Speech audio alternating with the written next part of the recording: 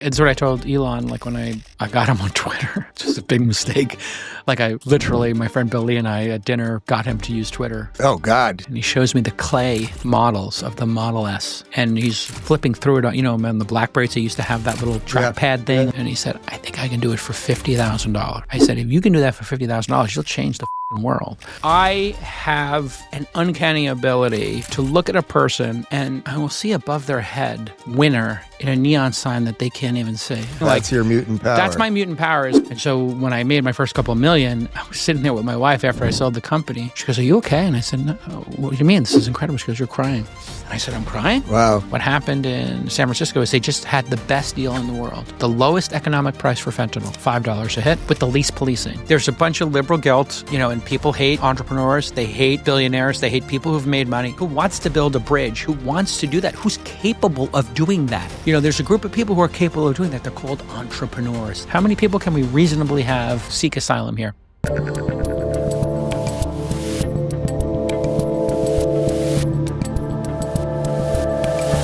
All right, at Jason. That's what I'm going to call you, at Jason. You got at Jason on Twitter /X. I thought I was going to start this by talking about the ear things that we were going to have in, because this is your studio. You have very fancy professional grade earbuds, and I thought I was going to sit in the host chair, and then I was going to have your earwax in my ear. It was going to be a very strange start to the show. It could have gotten weird real quick, but welcome to Austin. Thank you. It's good to be here in Austin. Yeah, you got a lot of friends here, apparently. I have done 87 shows today. But absolutely. But I feel like you've done probably 20 shows and a couple business deals and sold some things. And how's your day going? How's my day? I always like to answer this question sincerely. Yeah. We'll get to the insincere stuff. We'll get to the insincere stuff later.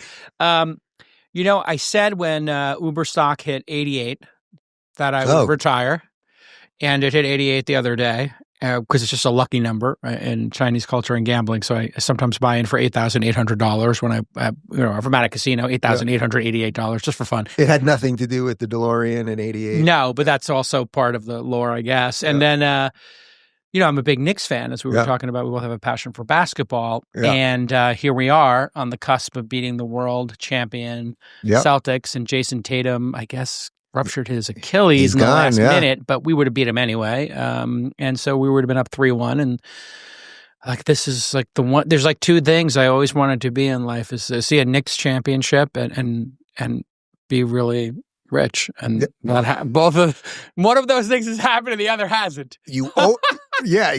But there have been moments. We were talking, so we'll do a little basketball stuff and how it connects us. And you were born in Brooklyn too, right? Born in Bay Ridge, Brooklyn, which is the last exit on the R train, like literally before Staten Island, which is the fifth borough. Everybody knows Brooklyn's the best.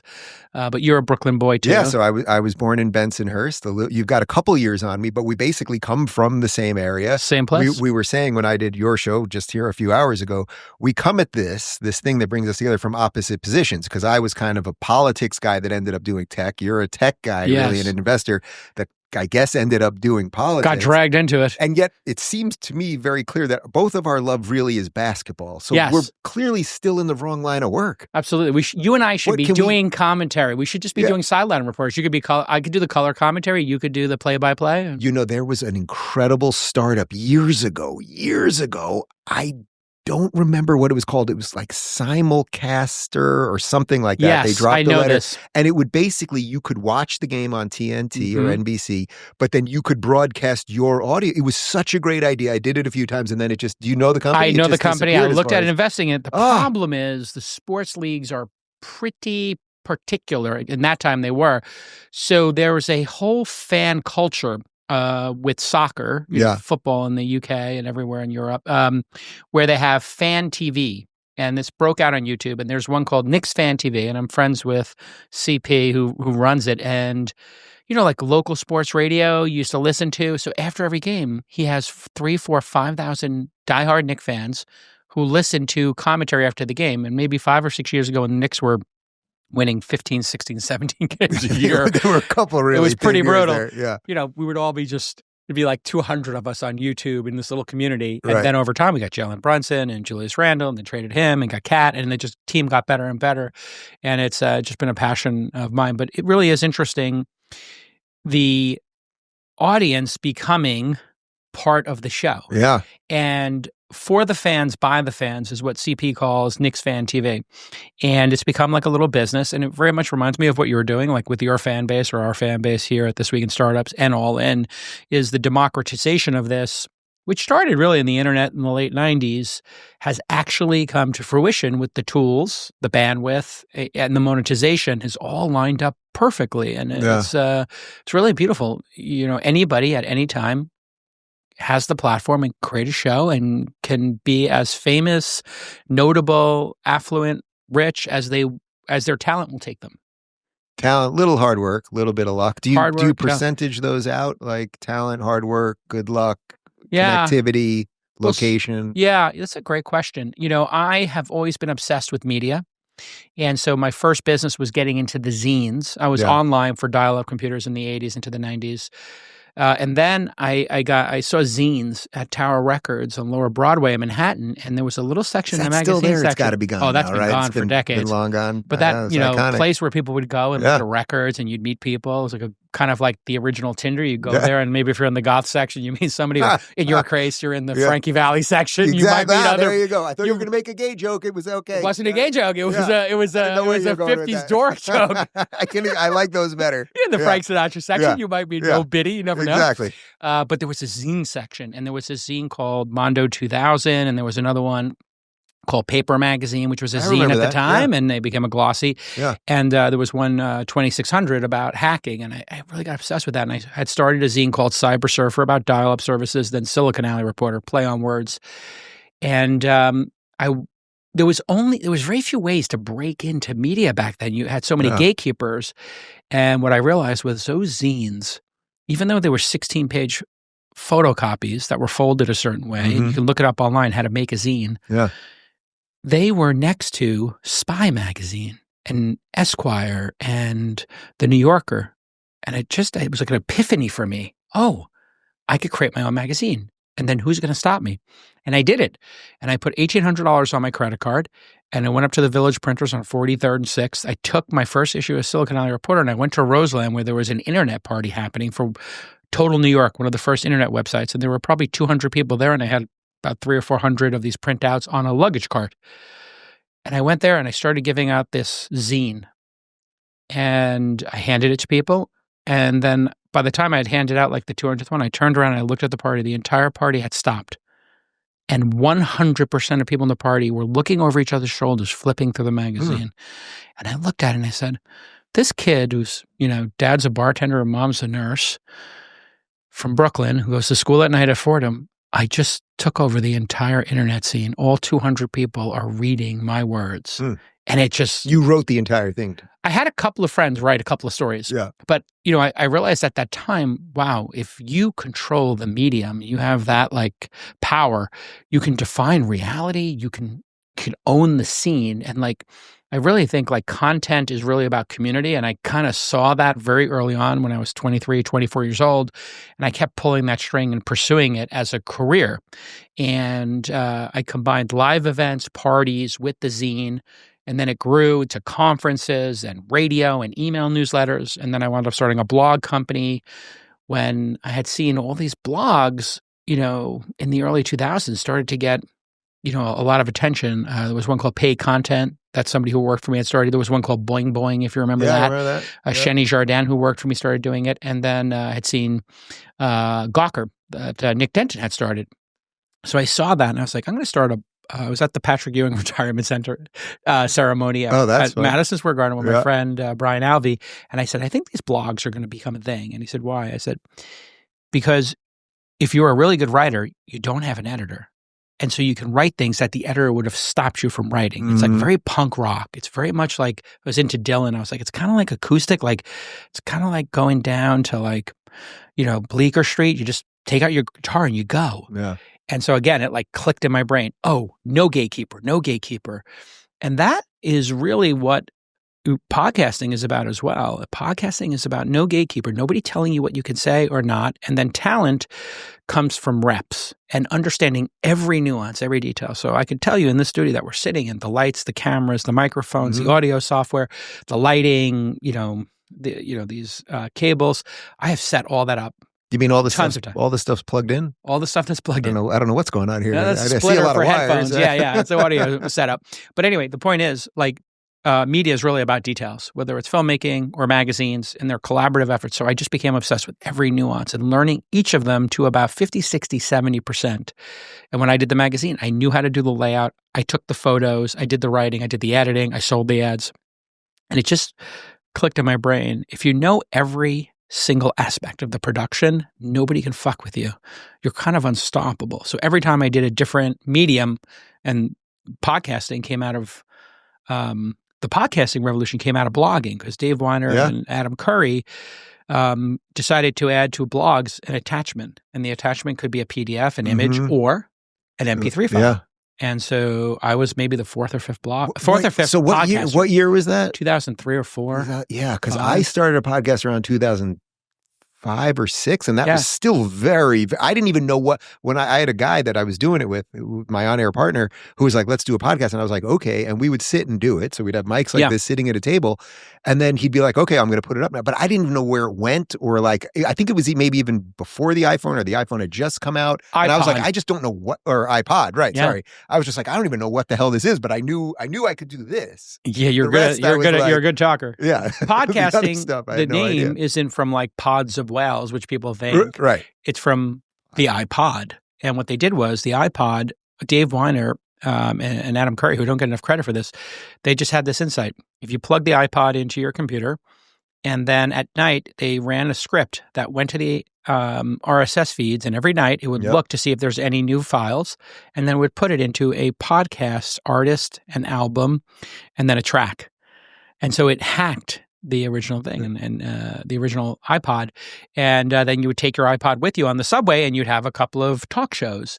And I think that's when, a lot of like interesting people started to understand there might be something here, because a lot of the podcasters were fans of talk radio. Whether it was Charlie Rose or Howard Stern, there was a lot of like, I want to be those guys. How do you become those guys? Well, you got to get somebody to give you permission.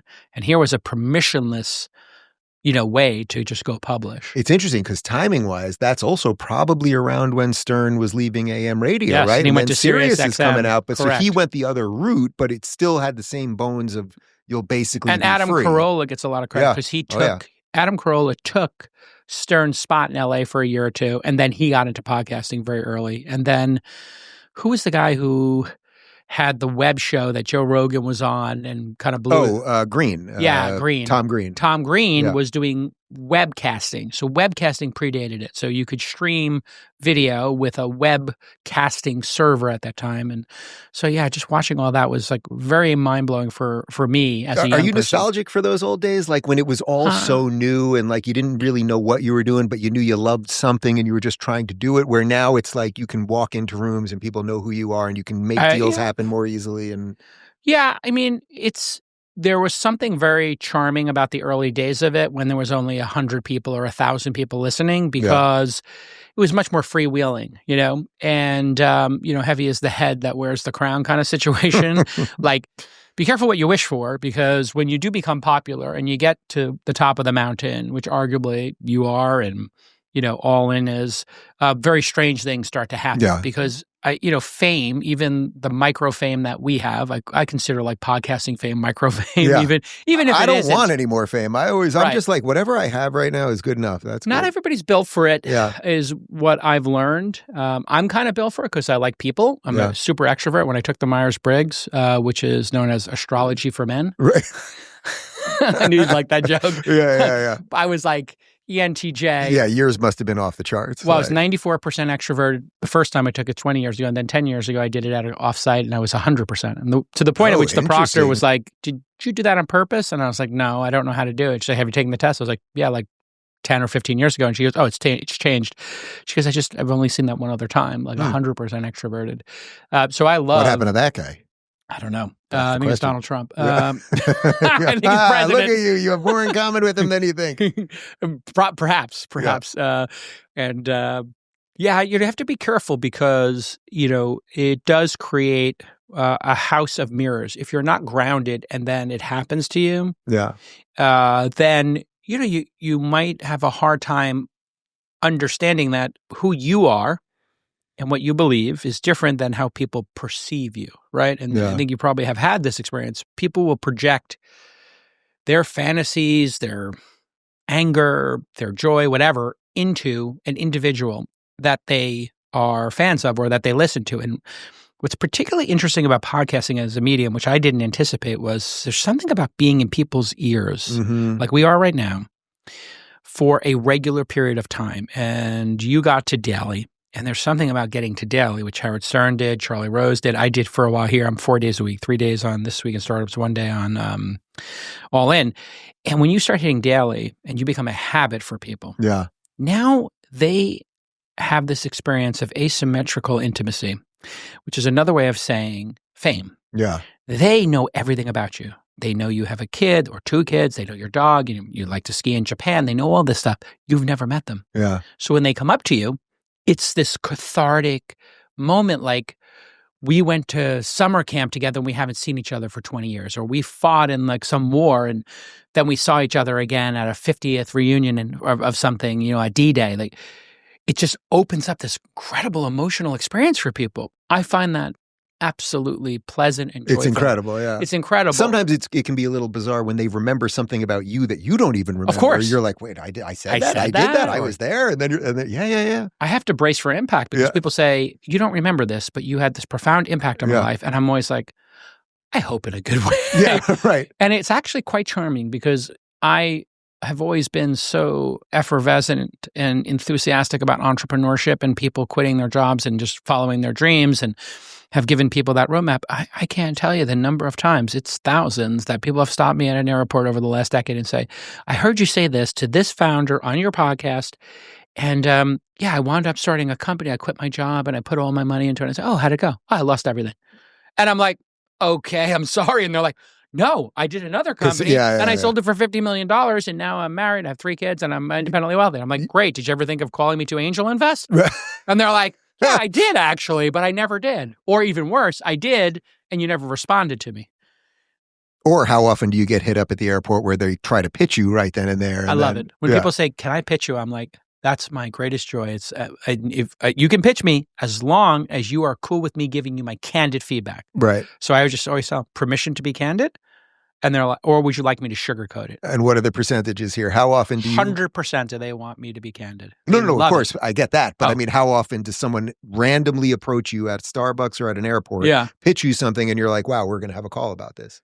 Oh, to have a follow-up call, that could be 5% of the time. Yeah, it's like, that's pretty decent. That's pretty decent, I would say. And then probably 1% of the time I actually wound up investing, I would say. Yeah. I mean, I don't invest in movies. I don't invest in pizzerias or things outside of high growth companies like Uber or Robinhood or Thumbtack. You may have heard of some of those or used them. I believe so. Those kind of crazy ideas are the ones that are non-consensus. Most people don't think they're going to work. And you have to ask yourself and rewire your brain as an angel investor. Or I'm really I have a fund and I have 11 people who work on this with me. But we're investing in year 0. Half the time people haven't incorporated yet. Half the time it's 2 or 3 people with a prototype. So we're really making investments with a very thin amount of information. 80% of the time, 90% of the time, the investment goes to 0. But when it hits, it's 100, 500, or in the case of Uber, 7,000 times our money. So not 7,000%. $1 turns into 7,000. Yeah. 1,000 turns into 7 million. So the brain chemistry you have to have for this job is like going up to, an archery setup and you split the arrow, right? On your second arrow. And you say, give me another arrow. Let's keep doing this. I'm going to do it a third time. Like that's the odds. 1 in 200 wind up having these kind of crazy outlier, 500x, 5,000x. And you hit 1 in a lifetime, maybe 2, and I've hit 7. So I've gotten pretty good at it, pretty predictable about it. Every 50 to 100 or so investments, I hit what's called a unicorn in our business. The great paradox is 99% of my time is spent with the people who don't hit them. So I literally spend my time with people who are destined to quote unquote fail at their startup. Now, there's no success like failure. Like, it's incredible. You learn so much from it, and then they usually hit it on their second or third try. But I spend a lot of time with people working extremely hard and sacrificing their entire lives for a project that results in no outcome. So what ends up being the win for you at this point? I mean, you have enough money. Yeah. So if you never made another dollar, that would be fine. Yep. And if some of the companies disappeared, that would probably be fine. Like, is it just, can I get the next unicorn? Or is it like, I want to find someone who I see something in that I work like, and how often does that happen where it's like, you're not sure about the product, but you just love the person? Like, yeah, it's like two really good questions in there. I only get 3 per episode. So this is it. The rest so we are used all a lot. We burned through 2 of them real quick. I have an uncanny ability to look at a person and I will see above their head winner in a neon sign that they can't even see. And it's just blinking. And I look around the room and I'm like, this guy's a fucking winner. This gal's going to crush it. Nobody else sees the sign. I think it's like almost like being a mutant, like an X-Men or something. That's your mutant power. That's my mutant power is like, I don't have some crazy superpower myself other than I can identify the other mutants and I can help the other mutants. So it's kind of like a Professor X, kind of like a Cerebro kind of thing. Because the people who do change the world, they are very difficult people. They're challenging. They argue. They're not perfect. They're awkward. Sometimes they're on the spectrum. Sometimes people would describe them as assholes or difficult, but they're incredibly competent. And when you hear them talk and you hear their passion, it's not an empty can making a lot of noise. It's like it resonates. It's deep. It's like, yes, this will echo in eternity if it works. Like when Travis showed me Uber, I was like, yeah, there's absolutely no doubt in my mind that 1 billion people around the world will be taking out their phone and using Uber. Even though we grew up at a time where everyone was told, don't get in a car with a stranger. Of course, yeah. Don't get in a car with a stranger went from get in a car with every stranger. Yeah, and when I asked him pressing questions, every time I asked a pressing question, I would see him processing it like a Terminator, like in Terminator 2. And he's processing it even if he hadn't thought about the issue. And he would have like a very clear vision for how that might execute. And we had this like argument over tipping. Mm-hmm. And, I'm from Brooklyn. Everybody gets tipped. My first time I ever took a flight, I was 15 years old. And the flight attendant, stewardess at the time, flight attendant came to me. And, I was a idiot Brooklyn kid. And she said, what do you want? And me and my friend. And I said, well, take 2 Coca-Colas. And she brought the Coca-Colas. So I said, here, this is for you, sweetheart. And I handed her $2. She took the $2 and she looked at me and she goes, wait, we don't take tips. And she dropped it in my lap. Wow. At which I said, I'm so sorry. I'm from Brooklyn. We tip everybody. She goes, it's quite charming. You don't need to tip us. And I said, it's my first flight. I mean, this is like the opening scene of my movie is like this idiot kid who doesn't understand the world. Did you ever see My Blue Heaven with Steve Martin? Yes. When he plays a mafia guy in Witness Protection and he goes, I don't tip, I over tip. So the way you did your hand there, that's the way he did it. Yeah. Is hilarious. And now I live in Austin where everybody calls me sweetheart again or honey. And I'm like, well, this is quite charming. We're back to the 80s. Anyway, I kind of can identify those people, but the first part of your question is like, well, what makes you tick, right? Like what makes Johnny run? You know, there's like that famous book in Hollywood, like what makes that kid run? I forgot the name of it, but everybody in Hollywood reads it. And it's kind of about ambitious, youth. And I think, when I look back on it, we're all the product of our childhoods in many ways. And, I was just a kid in Brooklyn who was irrelevant, who had no power, no money. We were just poor kids in Bay Ridge. And I just thought to myself, someday I want to go to Manhattan and be famous and rich and powerful. And it was like Was famous first? That's the way you said it. I think it was more money because I just thought, my God, we never have any money. And every fight my parents ever had was just about trying to pay the bills, right? Yeah. We were living paycheck to paycheck. My dad had a bar at one point. That was just financially super difficult, the worst business you could ever be in. And so I just always had this fear of running out of money. And so when I made my first couple of million, I was sitting there with my wife after I sold the company. And I was sitting there waiting for the wire to come through from AOL, and I'm refreshing my Bank of America screen because they said the wire's been sent through. Yeah. Refreshing and refreshing. Yeah. And this is online banking in the early 2000s, and it takes like, a couple seconds, a minute for it to load, and it loads, and I see this millions, tens of millions of dollars show up in the bank account. She goes, "Are you okay?" And I said, "No, what do you mean? This is incredible." She goes, "You're crying." And I said, "I'm crying?" Wow. And I felt my chin, and I was like, "Oh my God, I'm crying." She goes, "Why are you crying? You made all this money, and we're set for life." I said, "Oh, I never have to worry about money again." It was just like incredible cathartic release to say, "Oh, I don't have to have that fear," right? Like a primordial fear. And then I also thought, like, well, wouldn't it be interesting if, like, you were relevant and people listened to your opinion, or you knew people and your friends were super relevant, and you like got to do what all these rich people are doing in Manhattan. So when you and I grew up in the boroughs, there was a term, B&T. Yeah, bridge and tunnel. And if you went to Manhattan, when I went to Manhattan and I tried to go to Palladium or Limelight, half the time you went and you showed your Brooklyn ID, they would hand it back to you and say no B&T. Yeah. They wouldn't let you into a club if you were from Brooklyn. Yeah. Literally. They would just go back to Long Island. In your case, right? You're Long Island. Yeah. Like, that's even worse than being from Brooklyn. That's further out. Yeah. You just throw your ID back in your lap. Exactly. Then, of course, I got a fake ID, an NYU ID from St. Mark's Place for $10, and that solved that problem. But, I wanted to try to be in charge. I wanted to have control of my destiny, because the first 2 or 3 jobs I had, I kept getting either fired or told to wait in line. And it just infuriated me. But once I figured out how to hack stuff, I was like, oh, the world's a video game. There's a solution to every level. I'm just going to route around anything in my way. Anything that's in my way, I'm just going to find the back door.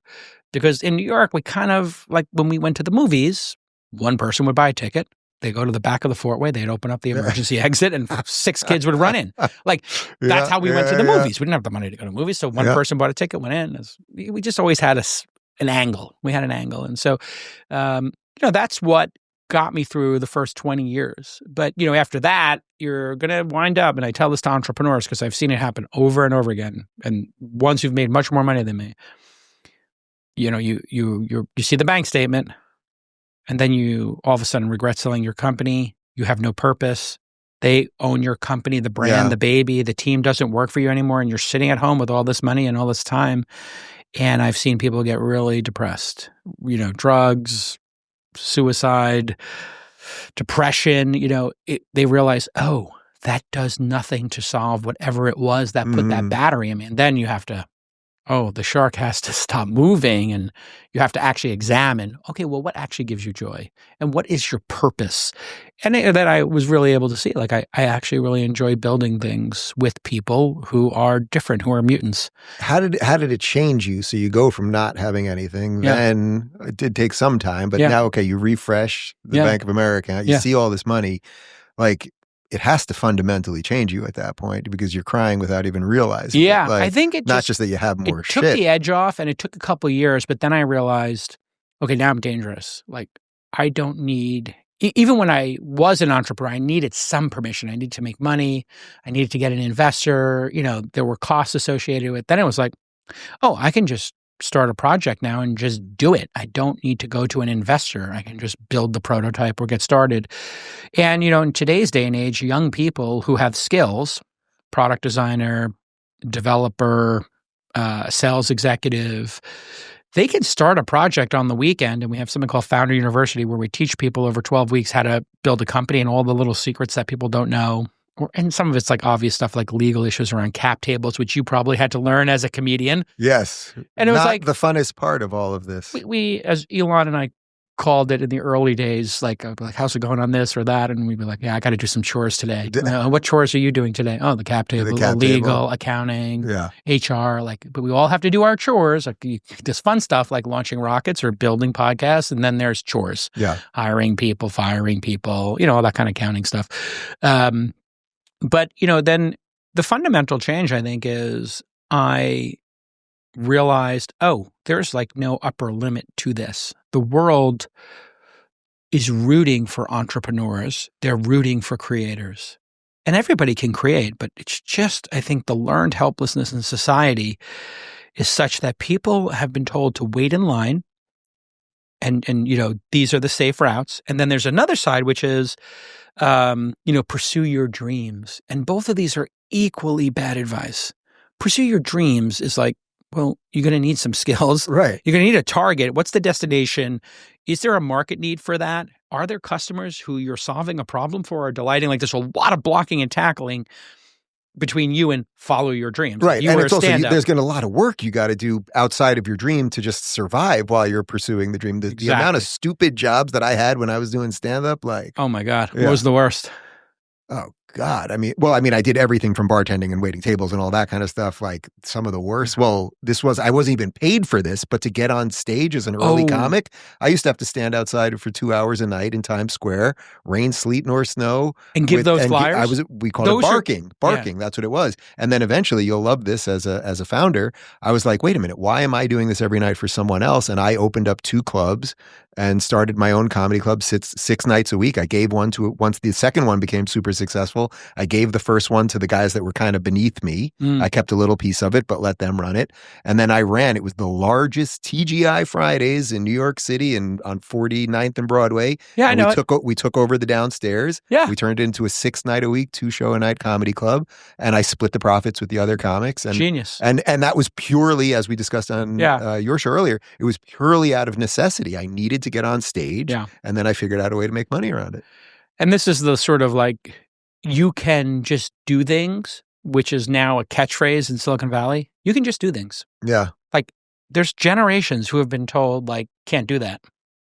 You can just do things. Now, I'm not suggesting you do things like Elizabeth Holmes and Theranos. Like you can bend rules. Right. You can even break rules. But if you do go the route of bending and breaking rules, like I have a sort of golden rule I have to teach young founders because they're like, oh, Uber broke the rules and Airbnb broke the rules. And I'm like, when they bent the rules, so I'll go with bend. When they bent the rules, who benefited? If you bent the rules on ride sharing, well, the people in Brooklyn who couldn't get rides, or if you were a black person in Manhattan and you tried to get a ride to Brooklyn, you weren't getting picked up. You weren't getting a taxi. You were taking the subway. It was like a known thing to the point at which they did reality TV shows like showing this example. Yeah. And if you were somebody who wanted to, get an Airbnb or rent an extra room you had, well, when Airbnb bent the rules around that, they reinterpreted the rules. They said maybe these rules don't apply to this new category of inventory. Well, who benefited? People who couldn't afford to go to Tokyo got to go for the first time in their lives, or people who could only afford to go to Manhattan for 2 days got to stay for 20. And the person who had the extra room got to make money and hit their rent or pay their mortgage. So you have to be careful, that you're bending the rules for the betterment of not just yourself, the enriching of yourself, but the enrichment of society. And you look at Elizabeth Holmes, when she broke all these rules around blood testing, she was putting people's lives in danger, sociopathic, insane, and it was to benefit herself. And she was lying to her investors, so she wasn't even to benefit her investors. It was strictly to maintain her own narcissism and at the cost of, the people's potential health. Like there were people who got low cholesterol readings or perfectly fine cholesterol readings who then got prescriptions for drugs based on inaccurate results. So imagine you took a blood test with some Silicon Valley company, like. Not to say, though, if you break the rules for the, let's say the right reasons as you're laying out, you could still end up in a lot of trouble because you got taxi companies with their medallions not happy with you guys, or you got the mob. Probably, New York City real estate, probably not so thrilled about certain things. Yeah. You can still step into a lot of stuff. I would say, Vegas was the one city that was like really shaky for Uber, and Airbnb, it was, I think, New York. Like both of those, the hotels in New York, they really did not like I remember Airbnb, that. and they blocked them to this day. And then Vegas was the last city to fall. And London. Yeah. London was a hard one too, I think, because they had this great tradition with their, cab drivers who knew every nook and cranny of every little back street and had to take these tests. So they were a little resistance. Right. So the next thing you know, you basically have not anyone, but someone that passes. Was it a test originally, or how do people? I think it was like you have a driver's license, but they insurance. So they didn't necessarily know every in and out of the. You knew how to use Google Maps, right? Like good enough. That worked out pretty well. You didn't have to like be good at small talk. So. Okay, so you succeed in all these things, and then there's a whole bunch of you that all kind of came up at the same time, that everyone sort of knows their names, and obviously you're on All In with some of these guys and everything else. One of the things that I found super interesting over the last couple of years is that when I was sitting down with tech people, particularly, and VC guys, and just this other world that I wasn't in, I would sit down with these guys because they had built all these things. And what I always thought was interesting, and this was probably before you guys had All In, I was always like, all these guys kind of want to be me. And I don't mean that as a pat on my back, but I always thought it was odd. Like I sense that what they really want is a show. Like they made money, which is awesome. And a lot of times I was talking to guys when I had no money and I was like, God, you have the greatest life ever. But then they would walk out of my house. Yeah. And I'd be like, I'm pretty sure what they really want was to have what I have. Yeah. Now you have both of those things, and there's a lot of you guys that have both of those things. What do you make of that just sort of premise generally? Yeah. I mean, one of the things that happened was our industry was under the radar. So when I would go out in Los Angeles and I had the blogging company and this podcast, people would recognize me, you know, in tech or whatever. And I was like very micro celebrity, but like, you know, 1 out of 100 people at a party might have heard of what I was doing. In your world, you were known. And then And I, you know, one time I was out with Elon and they're like, oh, what does your friend do? And I'm like, oh, he's working on a car company and rocket ships. And they're like, does he make movies? I'm like, no, I don't. Elon, do you make movies? He's like, no, I don't make movies. And they're like, okay, fuck you guys. And they just walk off. You know, like, these are known celebrities or whatever. And so our industry was very, you know, bespoke, tiny, in a large way irrelevant. Like you had Steve Jobs, who was larger than life. Larry and Sergey at Google were becoming a little bit of household names, but then they kind of went underground because they really didn't want to be, you know, public facing. They were more introverted, you know. What about Paul Allen? I really only know him because he owned the Blazers, and I told you before I love Clyde the Glide. And he liked to play guitars, and he had like a bunch of people come over his house and play Dead shows and stuff like that. So, you know, he was I could definitely see that. That was like a Bill Walton connection there. To the Dead. Yeah, I just know musicians who used to go and play at his place in Beverly Hills. He had all these guitars, and he just liked to jam with people. He was smart, you know. Like I think he realized, oh, I only have a certain amount of times around this the sun, and I'm just going to make the best of it. And he had gotten sick early in life, so he valued life. And he was like, yeah, I don't need to be here for the 12th release of Windows. I can go do some other stuff. But our industry was largely under the radar. And the way we sort of integrated with the world was Steve Jobs would do a keynote, but not many people did that. You know, Steve was a showman. And then you would speak at a tech conference, you know, once a year. There would be a tech conference twice a year. And then TED started. So, you know, it's like a third tech people at that. So we go to TED and there'd be 600 people there. It was still underground. It wasn't shared online. And you got to press once in a while. So you had a PR person or you went to John Markoff at the New York Times or Wired and they wrote a story about you. That was like the extent of it. And people were rooting for tech because tech was cool. Like, oh, I got an iPod. I play music on it. But it wasn't. Your whole life wasn't mitigated by the tech industry. And really, you know, all of a sudden Google, you're like, yeah, I kind of live in Gmail and, you know, I'm using Google all the time and they own YouTube and I'm kind of into that.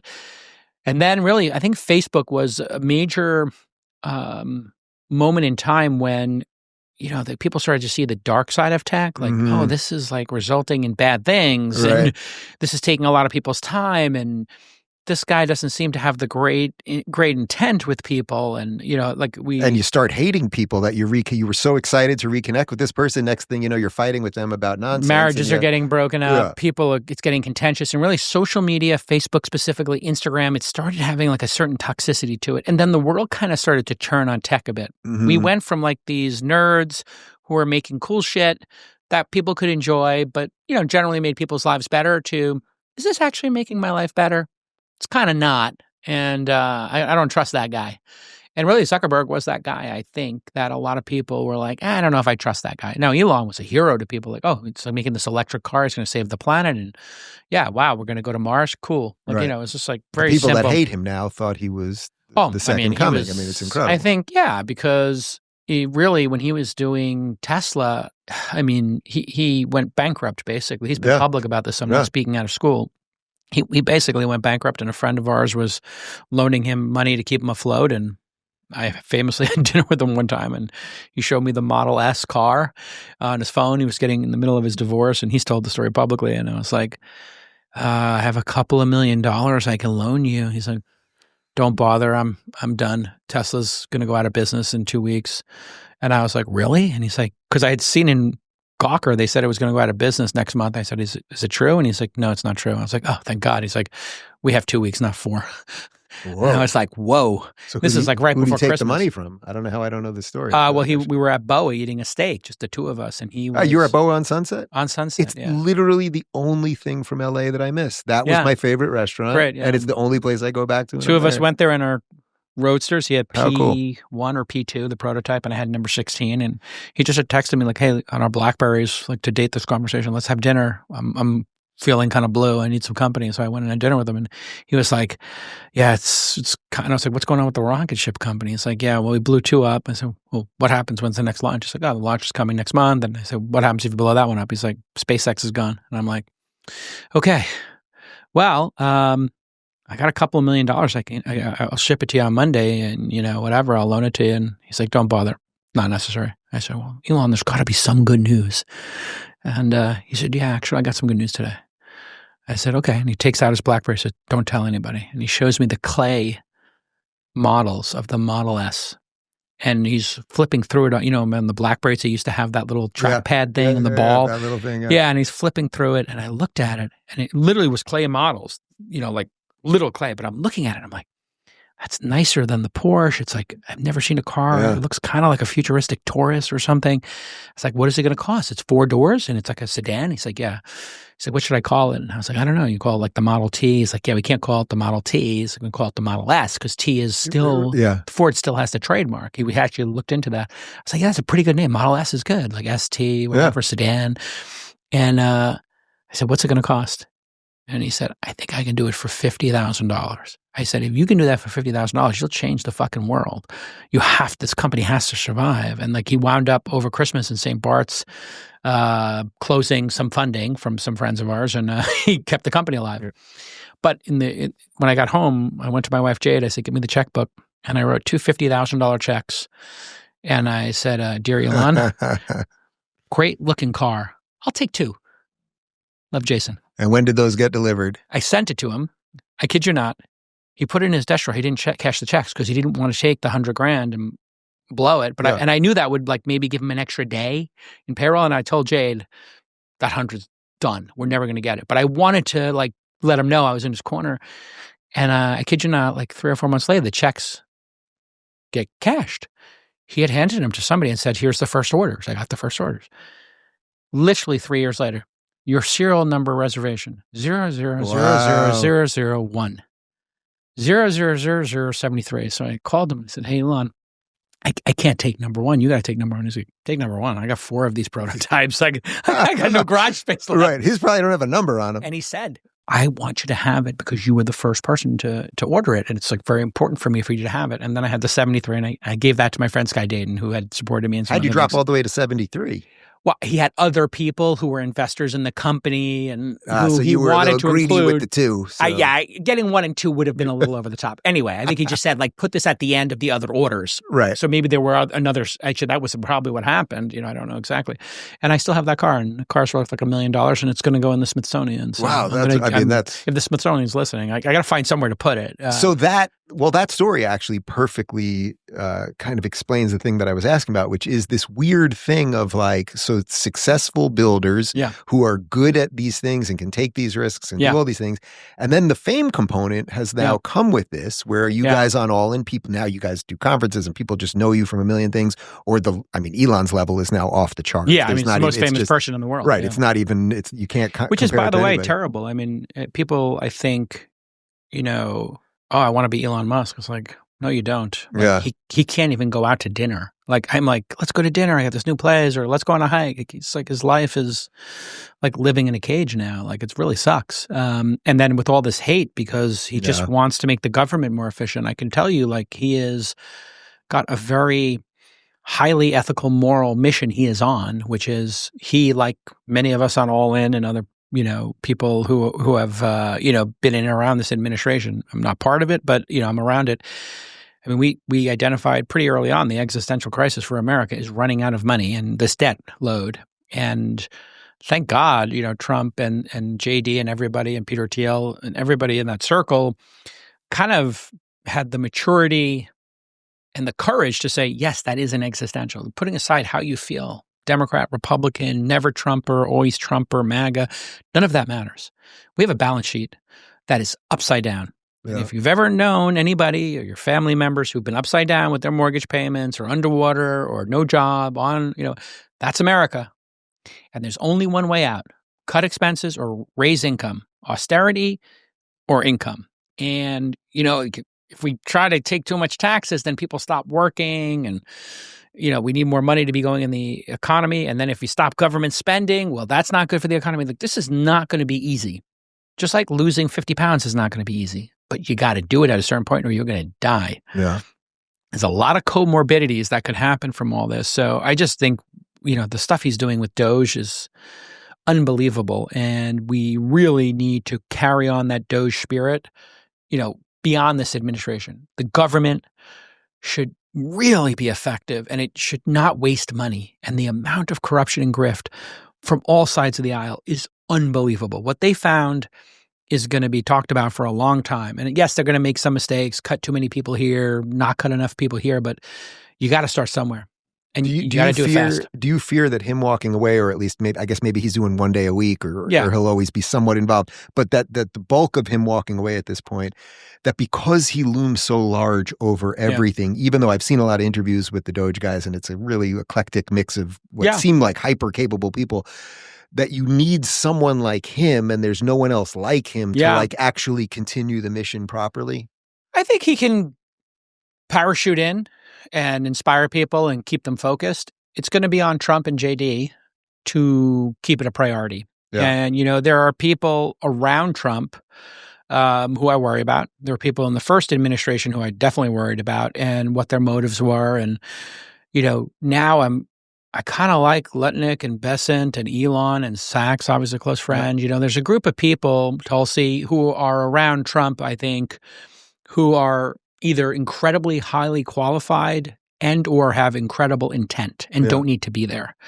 And so I'm rooting for them in a major way. There's some people I think who are like weird choices and suboptimal and picked for loyalty, of course. But, overall, it's going to be up to Trump to decide what he wants his legacy to be. Does he want his legacy to be, creating strife in the country and chaos? Or does he want it to be actually balancing this budget and getting the country fiscally back on track and uniting the country?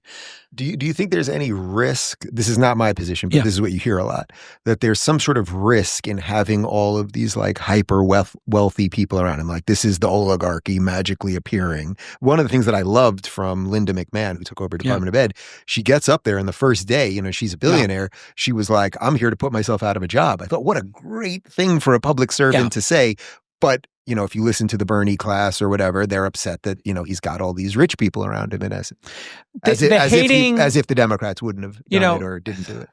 If you were talking about people who, were the heirs of Walmart, and I don't know them, but I'm sure they're fine people, but if, you are the second or third heirs of the Rockefeller family, I don't know, you're old money in some way, like, maybe you'd be worried about that. Maybe they're entitled, maybe they're not effective. But Trump likes self-made people around him, people who started with nothing and kind of got there. And those kind of people tend to be, in my experience, very principled, and they're doing things for a reason. There are some things that have bad optics. We're sitting here at the time when the Qataris are giving up, giant plane that's worth $400 million. So there are things like that the press makes a lot about. There's the Trump coin, terrible optics. There's a bunch of things that have bad optics that I think they should clean up. And I think you probably agree. Yeah. And many people in Trump land are like, can we please stop doing those weird things? Yeah. Well, as I said before, there's stuff on the margins, which I'm just willing. I think actually what I've learned in now spending a couple hours with you, I think what it seems to me are like main differences. I'm a little more forgiving on the margin stuff than you are, which I think is fine. It's just like a prism that you look through things. The most charitable way to look at it is like, Trump's going to Trump and, it's going to be fine. Let's just look at the totality of the presidency. Fair enough. Then, and then the other side is like, oh my God, he's Hitler. And, we're spinning into this, what's going to be Putin, Yeah. And it's like, no, it's not going to be. Obviously, we survived Trump 1. We survived Biden 1. Well, some survived Trump 2. But really, it's the opportunity. Is there an opportunity here to make government much smaller?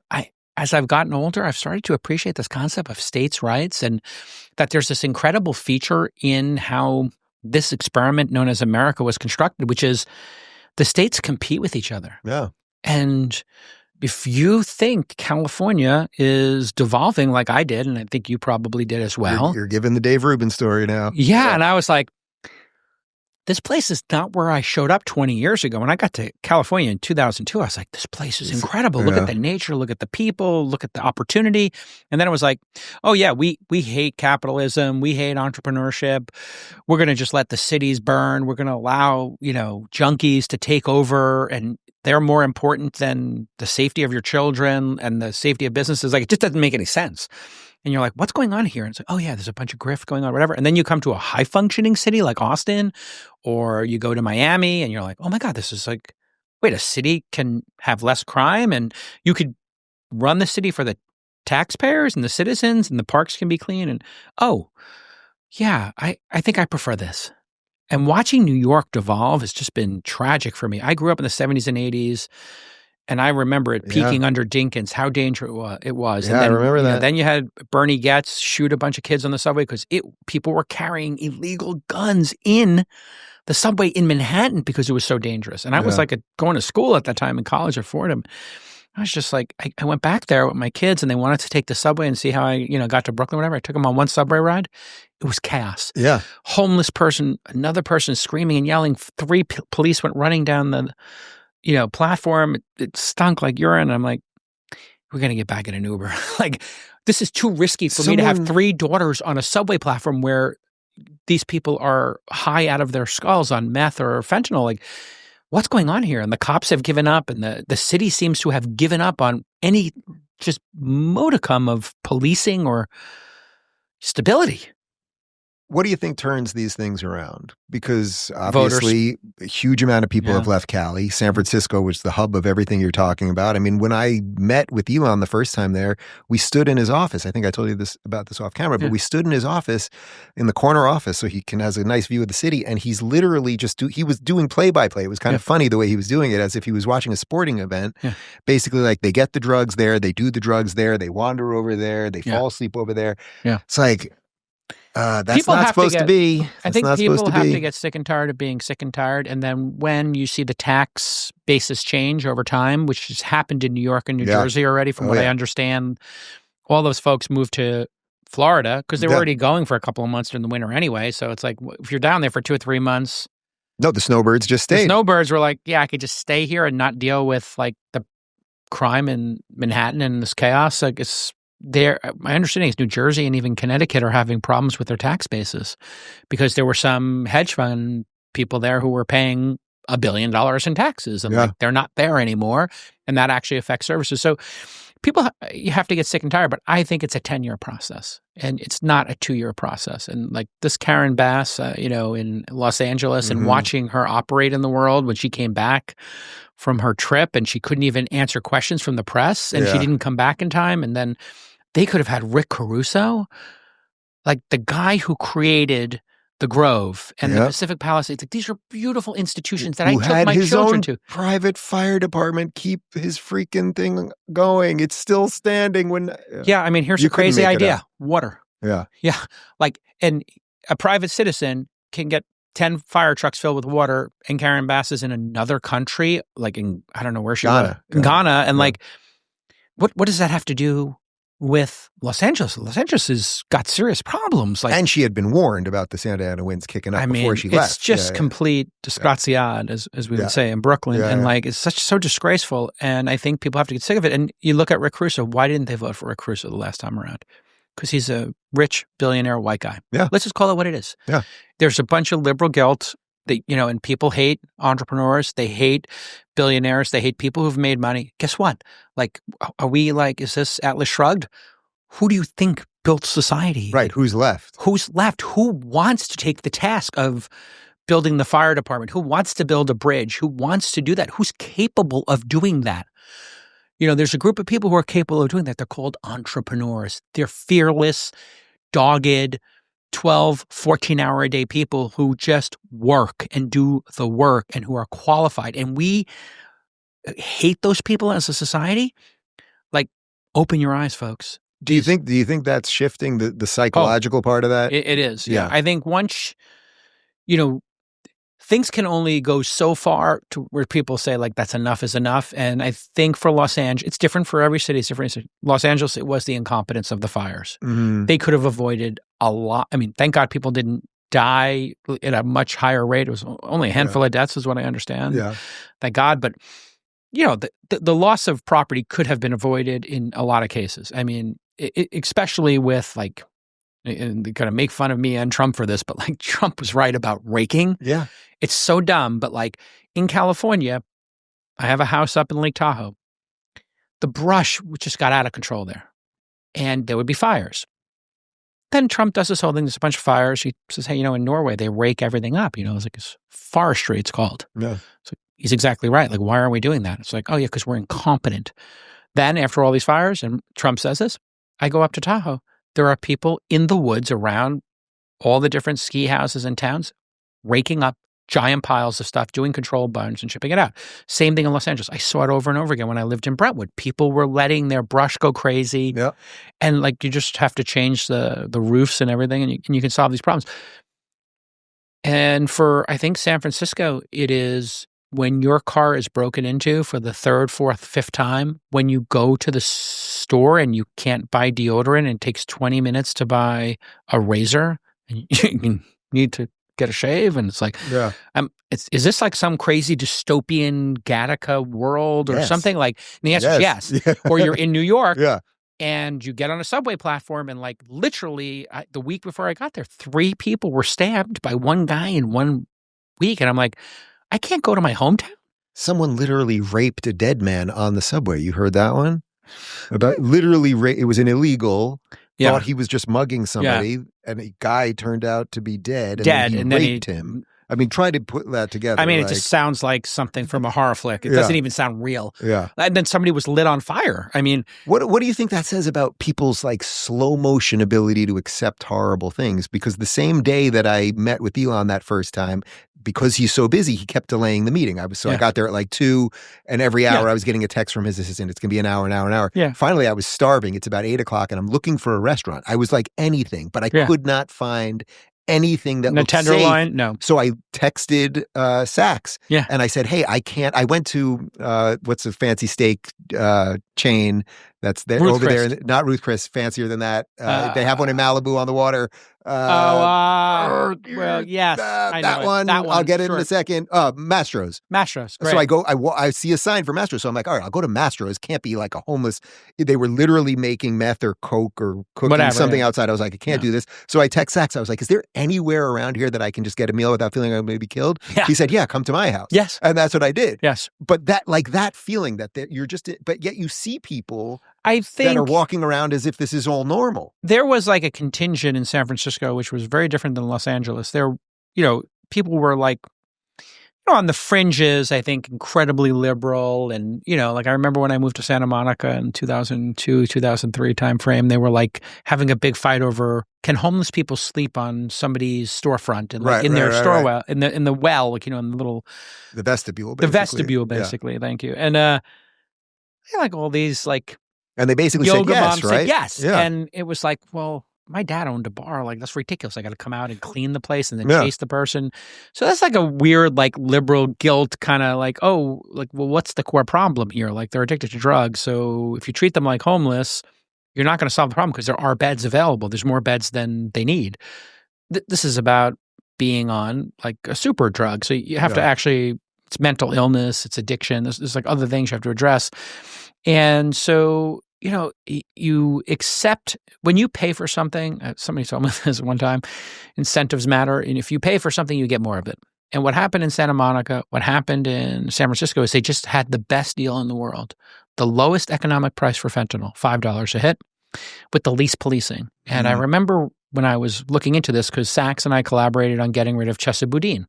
Oh, yeah. He started this, or he worked with the Recall program, and I hired an independent journalist to write stories about the victims. So we kind of attacked it from our different skill sets. His was political, mine was journalistic.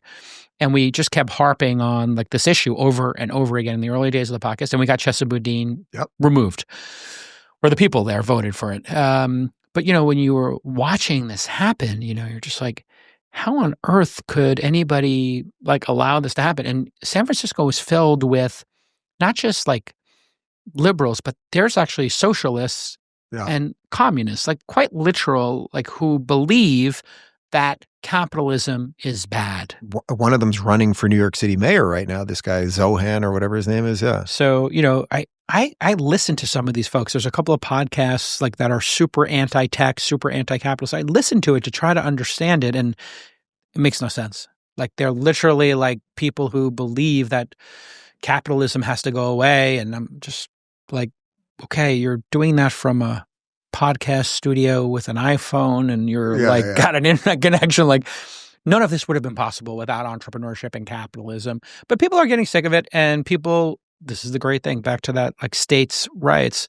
I can live in any number of states. And what people also don't realize is the truly affluent creators in the world can move countries. Mm-hmm. And so if America doesn't solve this problem, and if a state doesn't solve this problem, people will move from one state to another. California, in our cases, to Texas and Florida. Great. And then people are also moving to Nashville. They're moving to Boulder. Yep. They're looking at places and saying, is there a higher quality of life? And for entrepreneurs to go to San Francisco is absolutely crazy. It's $3,000 or $4,000 a month per bedroom in the Bay Area. People come here and they could own a home for $500,000, like a nice 3 or 4 bedroom home, just 30 minutes from where we are. So we're just starting to see people make more thoughtful decisions, I think, you know, and I think overplaying your hand, which we're seeing like teachers and administrators and this grifting, like it is all true, you know, like it's all true. Like these cities are being run by incompetent grifters. What country are the rich people going to go to if America doesn't work out? I mean, pick a country. I mean, really? Is there a list at this point? I mean, it's not like many countries are doing it better. I travel, and I can tell you, if you go anywhere. There's probably a secret one that they don't talk about. No, I would right? say like, you know, like Peter Thiel's kind of thing, very publicly got land in New Zealand, right? Yeah. So New Zealand is easy, like great place to be. But they were terrible under COVID. Yeah, I mean, they lock things up, but in terms of like delightful place to live where you can buy some land, great. Sure. And it's isolated. Yeah, if there was a nuclear holocaust, pretty great place to be. I think like pick one of the islands far away from everybody else. Yeah. But, you know, putting aside like Armageddon, you know, places like Italy and Spain and the MENA region, Dubai, Saudi, Singapore, they are all more than willing to offer you like a golden visa, a 1% tax rate, et cetera. Now, if you gave up your U.S. citizenship, and some people have. One of the founders, Eduardo Saravin, if I'm pronouncing this correctly, who left Facebook, and he went to Singapore and he gave up his citizenship. So that's an extreme example, and you don't see many people giving up the passport. I don't think we're there yet. But if Florida and Texas don't hold, if Boulder and Nashville don't hold, and we see chaos in those places like we saw in those other cities, and those other cities don't turn around, I would not be surprised if people say, you know what? I'll just live in another country. I mean, I love to spend time in Japan. It's like a pretty great place to be. But I want to see America. Not that easy to get into Japan. No, but they will give you a 10-year visa. Like, but you can't be a citizen. You'll never be a citizen. Like, literally, like the only way to become a citizen in Japan, from my understanding of it, is if you have some heritage. In which case, they would love to have you come back because they're in population. Sounds pretty racist. Protecting their own culture. How weird. Yeah, I mean, if you want to fix immigration, it's pretty straightforward. It is like they have a monoculture there, and you could describe it as racist, protectionist, I guess. I was being sarcastic, but it is. They're entitled to protect their culture. Sure, exactly. Putting aside race, and like, is citizenship a right to be a citizen of another country? Like, no. In Saudi, you can't just go to Saudi and be a citizen, but they will give you a 10-year visa to work with them. So, like, there are other options. Other people would love to have people be citizens, as is their right. But, you know, the point-based immigration system is such an easy solution. That's something like when I watch Republicans and Democrats fight, I'm like, this is so silly. Like, just pick a number, guys. Yeah. It's just a number. How many people do you want in each category? High-skilled, no skill, and, you know, people who need asylum. Let's just pick 3 numbers, folks. You can debate the number, high, low, average it out. Just pick numbers. Doesn't need to be as charged as it is. How many people can we reasonably have seek asylum here? 250,000 a year, 0.1% of the population, 1% of the population.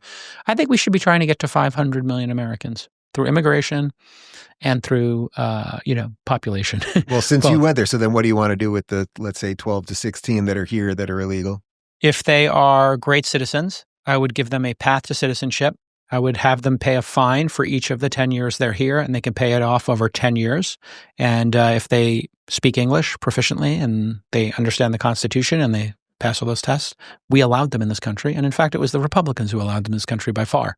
So you can complain all you want about Biden and opening the border. They were all horrible. I mean, I don't know that it was more horrible. Oh, it was. Than the Literally, last 4 Republicans' years, position under NAFTA was to have an open border with Mexico so that we would have seasonal workers just pass through the southern border in order to work in fields. Like literally, this was the Republican position, but 15 years ago. You can look at articles in the New Wall Street Journal arguing for the virtuousness of like, why wouldn't we let these folks come in? The constant underclass, Yeah, when it's how many Americans do you know that want to just get down on their knees and pick strawberries for us? This is an entry-level job that, Americans don't want to take. Right. We have the lowest unemployment of our lifetime. And then ironically, you have Democrats now saying, okay, we need them to pick our fruit, but it's like the robots are starting to do that. And then what are you going to do with all these people? It's a very simple thing. Like the idea of deporting 20 million people is farcical. It's a lie by Trump.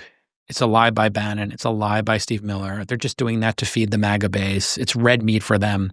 They're deporting a couple of hundred people a day, which is 1,000 or 2 a week. At the end of this year, they'll have done no more than 500,000 in their first year. That means they'll probably do an Obama-level deportation of 1 million or 2 million people, primarily people who have felonies or misdemeanors and, have done bad things here. The rest of them are immigrants like us. You might have been here. Your parents might have been here for 5 generations. I'm 7th generation. Yeah. Like great-grandparents on both sides. Great-grandparents. Yeah. And it's like, this is a country of immigrants for immigrants. When Stephen Miller says America is for Americans and Americans only, that's like the kind of trolling that this group does to kind of trigger people. America is for immigrants, by immigrants, and should be welcoming of immigrants. And if we welcome these immigrants already under multiple presidencies across multiple parties, the compassionate thing to do is give them a path towards citizenship.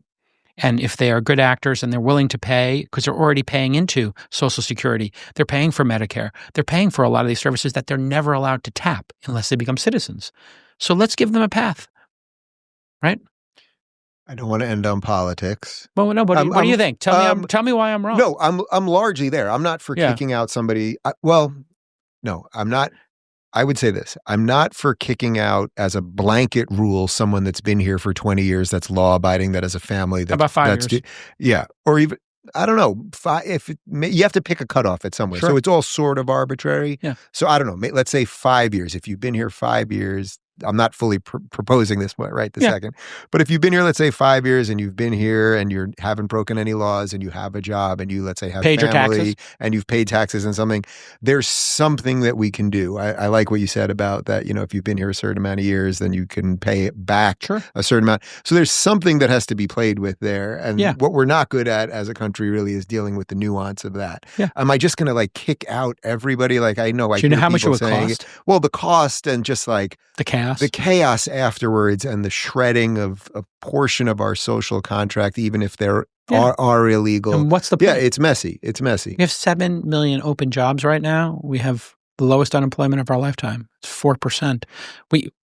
The only reason everybody in this country doesn't have a job is almost universally, aside from people who don't want to work, right, or don't want to work in certain jobs, it's because their job is not in their geography and they don't have the money to move. And that is actually an issue in the country. Like if you could move people to a different region, you could get them employed. So there could be some opportunity there to pay for people to move from one region to another if they, and they could get a job, or giving them a loan to do that.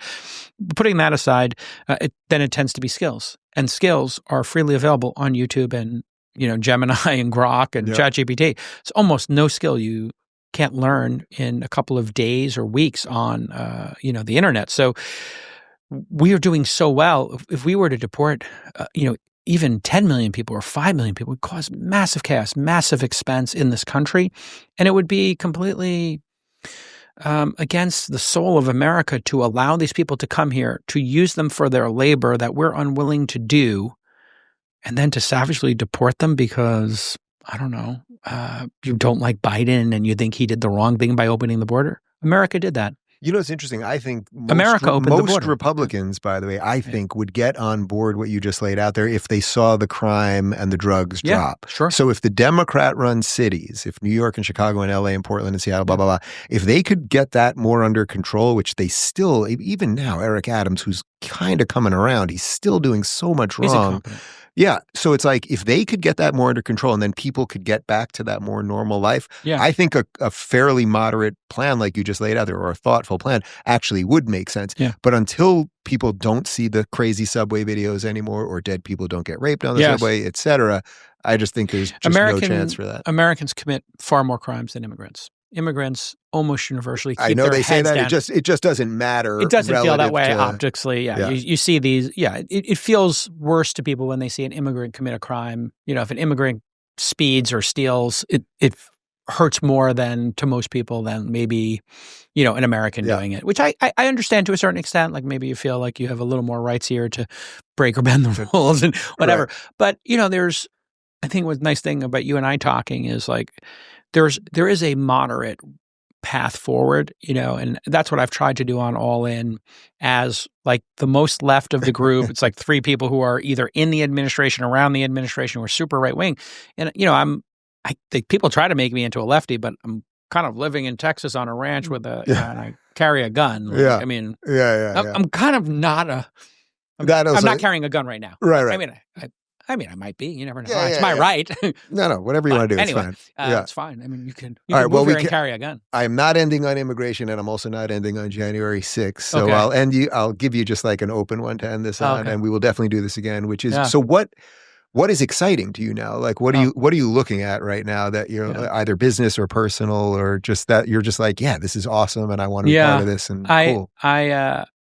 The entrepreneurial spirit is alive and well with like this new generation, I think, and people are starting to reverse COVID. We have a generation that got lost in COVID and social media, and it really polluted their brains, and it really impacted them in a negative fashion, missing college, missing formative years in high school, being too addicted to Instagram and Snapchat or whatever. But I'm seeing a lot of young folks who are saying, you know, I want to be in an office. I want to build something. I want to be part of something. And so I encourage young people to start companies with like-minded people, to start projects, and to, you know, just have the courage of their own conviction to build things in the world. And I think there's like a renaissance coming of young people who realize, oh, Elon created a rocket ship company. I can do that. Mm-hmm. Oh, Shane created Polymarket. I can do that. I can go out and just create things. Travis created Uber. Vlad created Robinhood. You created your media empire. You know, there's nothing stopping you. And I think this group of young people, we're going to see entrepreneurship and capitalism and the celebration of creation and even wealth accumulation. There's nothing wrong with that. In this country, overwhelmingly, when somebody gets rich, you know what they do with their money? They give it away. That's the tradition in America. The tradition in Europe and other countries is, I have to create a family wealth system and it's got to trickle down. In this country, people were like, I don't want to give my kids, I don't want to ruin my kid's life by dumping money on them. They can either work for the family business or they can. Right. They usually become a drug addict. And I mean, everybody knows it's like not a good idea. Yeah. The amount of money given away and the amount paid in taxes by our billionaire class, by our great companies, is extraordinary. It dwarfs what everybody else has given. Yeah. What Bill Gates will give away is greater than 90% of the countries given away together. His should probably be taken away, but well, I mean, listen, you could have your issues with him. I don't know what's in the Epstein files. That's up for you. Yeah, lunatics. I actually meant that more just because of his COVID stuff. Oh, the COVID there's stuff. probably some other stuff there too. I don't know all the details of that. That's all speculation. Yeah. But man, just be excited. You know, for young. I'm so excited for young people to be able to use all these new tools, AI, et cetera, and to look at Gen X and our generation. We started with that, you know, on my podcast when you came on and we were talking about being Gen Xers. We were these free-range kids who had a doggedness in the world, a fearlessness, and we were a little bit punk rock and we wanted to create things.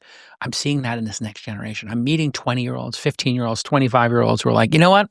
Yeah, I'm going to go for it. I'm going to make something. I heard about this company. I can do better. Yeah. That spirit's coming back to America. I don't think it ever left. I think we just had this weird fever dream for a decade where we didn't understand how valuable the creator class was. And now it's coming back and it's stronger than ever. And if you're creating a company, just email me, jason@calacanis.com for live. Tell me what your idea is. I'm happy to hear it. All right, wait. Now the bonus one is, why don't you at least partly own the Knicks? Here's the problem. As my net worth has gone up, the value of NBA franchises has gone up faster. And I honestly... You couldn't get the Mavs when Cuban was selling or something? Or I mean, listen, these things used to cost a couple of $100 million. I could have made a play to own a piece of one, but, I don't know. The Boston Celtics went for $6 billion. Is that right? Jeez. Yeah. So is it not worth it to you to own like some tiny percentage just to be like, partly own the Knicks? Like, if isn't that the dream? If I could buy 1% of the Knicks, I would do it. Yeah, sure. I mean, and I guess I could technically. So, if James Dolan is listening, if I could buy Were you just waiting for someone to give you that idea? I mean, it seems fairly obvious. Right now, I like to keep it very simple. You asked me before, like, about what's next in your life. I love working with founders because they have this great energy. And then just selfishly, there's only like two, outside of my family and my professional life, there's only two things I do for myself. I like to go skiing in Japan. I do like 30, 40 days a year of skiing. And I like to see my Knicks in the playoffs. And, and you got that right. And I got both this year. So, one of the most important things in life is to, if you're working hard with a group of friends and you happen to make it, just enjoy yourself a little bit on the margins. Like, you work pretty hard. I hope you do something that you really enjoy. I disappear every August. I told you. I mean, it's so great. To some great your places August disappear is like such a great thing. And when your kids are a little older, it's going to become so special. Like when those memories, I always talk about, like at the end of our lives, I think what we have is like a collection of memories. You know that scene from Blade Runner when Rutger Hauer's on the roof and he says, I just watched it again, like, it's incredible. And he just says, like, all of these memories will be gone like tears in the rain. Like, that's how I live my life. I just think, what are the memories I can create this week with my friends? I have like some of the most epic memories of these things. And they're all going to be gone. So you might as well just accumulate a bunch of them and enjoy them. I think like I'm taking notes on your August concept. I think I'm going to do it in January. Get on board, man. I'm going to do it January in Niseko. When's the last time you did 3 days without a phone? 3 days. 2 days. Not since the iPhone came out. Yeah. I mean, I have taken a day off. Like I'll leave it in the car for the day when I'm out with the kids for 5, 6, 7 hours or something, or battery dies, or... Trust me. Actually, you know what? I take it back. I go whitewater rafting every summer, and that's 3 or 4 days where the phone doesn't work. So yeah, you have some level. I do have 3 days of it. Yeah, last 2 years. Imagine pushing that to a week. What it would feel like. I'm going to do that. I mean, I'm telling you, I will suddenly. My audience has heard me say this a million times, but I have suddenly out of nowhere, I will remember. I'll think of a friend who I sat next to in second grade, who I haven't thought of in 30 years. Out of nowhere, their name pops in my head, and then I have some weird memory. Or suddenly, I'll remember the entire because you're not reacting. Every lyric to a song. I could just suddenly remember every lyric to a song. All this weird stuff just starts popping. Yeah, because your brain is not reacting to like because we're just hitting ourselves all the time. It's a slot machine. It's literally like it's what I told Elon. Like when I got him on Twitter. Just a big mistake. Like my friend Bill Lee and I at dinner got him to use Twitter. Oh God. Wow. You've had two Elon experiences at least. That was a big mistake. Yeah. Because if No, you might have saved the world. Well, if Bill Lee and I didn't get him on Twitter, I don't know if Trump would be president right now. Oh. So you can do that domino, that crazy domino thing. Stop it. You're okay with it. Is that a good thing or a bad thing? We'll see. You're okay with it. You're okay. Dave, it's so great to spend time with you. It was a pleasure, my friend. I appreciate you having me. That was great. Thank you. Good times. If you're looking for an unfiltered lens into the world of tomorrow, go check out our tech playlist. And if you want to watch full interviews on a wide variety of topics, watch our full episode playlist, all right over here. And to get notified of all future videos, be sure to subscribe and click the notification bell.